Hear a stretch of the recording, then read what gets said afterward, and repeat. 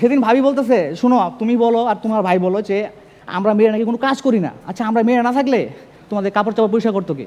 ভাবি তোমরা মেয়েরা না থাকলে আমরা ছেলে তো কাপড় চাপড়ই পরতাম না। ময়মনসিংহ গফরগাঁও থেকে হুমায়ুন কবির।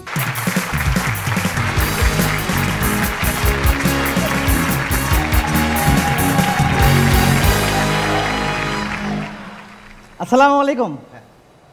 তো দেবর হিসাবে আমি খারাপ না, দেখে ফেলেছি আমিন ভাইয়ের সব মুভি।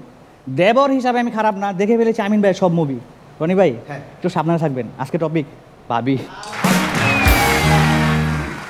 তো ভাই ভাবি আর আমি মিলে আমাদের ছোট্ট সংসার।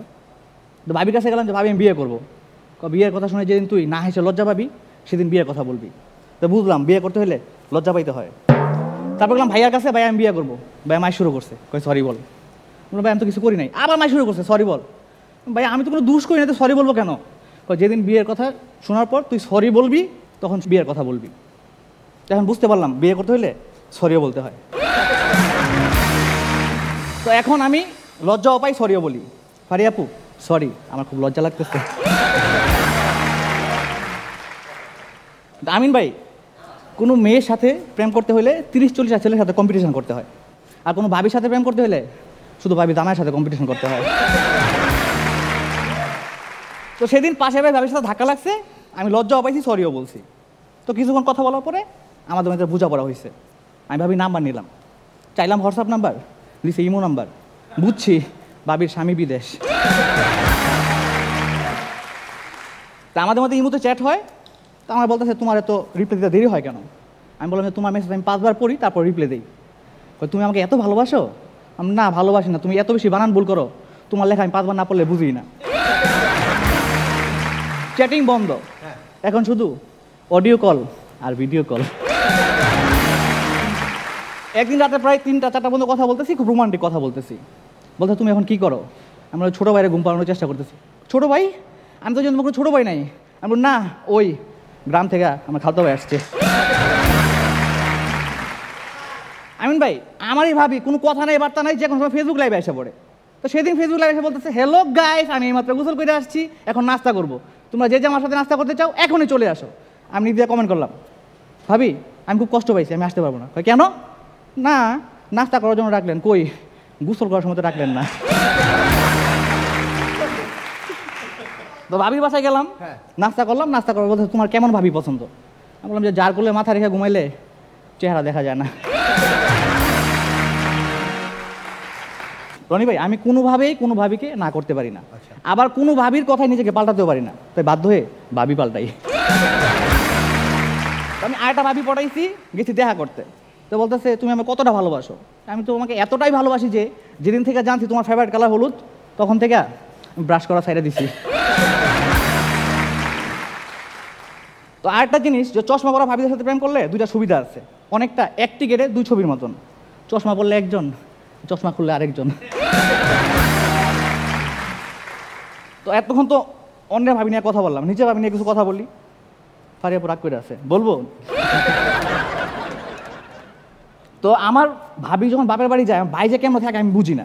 তো আমি তো পাশের বাড়ি ভাবি 5 মিনিট এলে দোকানে গেলে আমার বুক চিনচিন করে।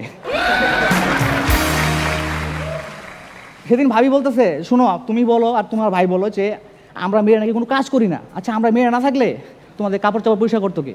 ভাবি তোমরা মেয়েরা না থাকলে আমরা ছেলে তো কাপড় চাপড়ই পরতাম না। আর একটা কথা বলা হয় নাই, আমার ভাবি নাম হলো রেখা। তো ভাবি ডেলিভারির সময় তো ভাইয়া শ্বশুর ফোন দিল যে রেখার কি অবস্থা? বাবা ফোন রাখেন, রেখার কাটাকাটি চলতেছে। 2 ঘন্টা পর আবার ফোন দিছে যে রেখার কি হয়েছে? বাবা রেখার একটা সরল রেখা হয়েছে, 2টা বিন্দু সহ। তো গত এপিসোডে কিন্তু আমিন ভাই বলছিল ভাই রেগুলার জিম করেন। আমিন ভাই আপনার পরামর্শ দিই, আপনার রেগুলার জিমে গিয়ে ভারী ভারী যন্ত্রপাতি না তুলে প্রতিদিন ভাবিরে 2-1 করে কোলে নেবেন। সম্ভব হইলে পাশের ফ্ল্যাটে ভাবিকে কোলে নেবেন, এতে করে শরীর আমন 2টা ভালো থাকবে। কিন্তু আপনি কোন হসপিটালে থাকবেন সেটা আমি জানি না। সেদিন ভাবির রনিবারে ভিডিও কল দিয়েছে, রনি তুমি কই? আমি তো শুটিংয়ে। শুটিংয়ে? কেন কি হয়েছে, কোনো সমস্যা?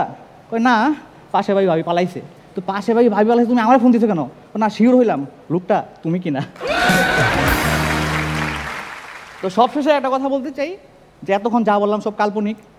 তো তো মাঝে মধ্যে ভাবি আমি যদি কারো ছোট ভাই হইতাম তো আমার একটা থাকতো ভাবি। আমি সংসারের বড় ছেলে, আমি খুবই অভাবী। বাহ।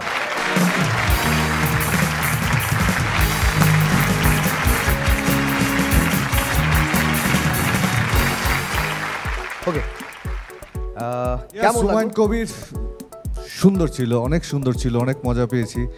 আসলে তোমাদের নিয়ে বেশি কিছু বলার নেই। এখন সেমিফাইনাল পর্যায়ে সবাই চেষ্টা করে ভালোটা দেবার জন্য, এবং তোমরা তোমার চেষ্টাই করছো তোমাদের বেস্টটা দেবার জন্য।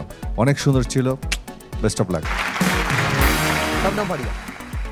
ভালো ছিল, এখন তো সবাই ভালো, ওদেরকে মানে আর বিশেষ করে কি বলবো, ভালো ছিল, বেস্ট অফ লাক। তুষার খান। তুমি তো একবার এলিমিনেট হয়ে গেছিল, জি। আবার ব্যাক করছো তোমার নিজের যোগ্যতায়, সেই হিসাবে মানে সেই যোগ্যতা নিয়ে তোমার পারফরমেন্সেস অনেক ভালো ছিল। আমাদের অতিথির কেমন লাগলো জানতে চাই।